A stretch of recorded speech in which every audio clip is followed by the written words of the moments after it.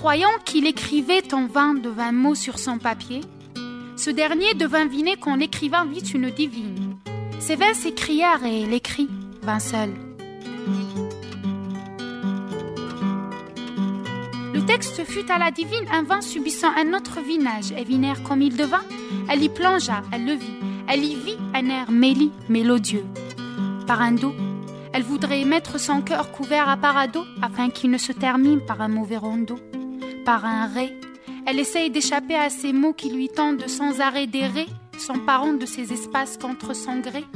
Ces fruissants lui donnent des frissons et à travers leur mie, elle frémit. Avec tous ses cris en fa, il la triompha.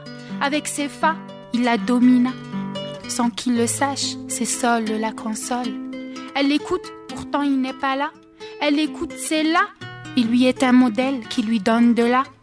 Et sans ces si, sa si, tare ne serait qu'une tare sans un sens précis.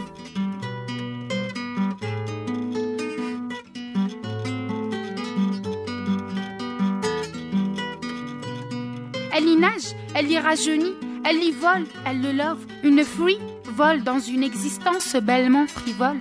Mais la belle ment, elle se ment. Semant le bonheur imaginaire et ce bonheur d'hymne génère une folie. Quand elle se rendit compte du faux qu'elle lit, ce dernier lui fit faux bon. Puis, belle divine, ne rêve pas trop, car si l'on pouvait vivre dans du papier, on se serait inventé une vie vielleuse vide de l'heure que tu vécus à l'instant.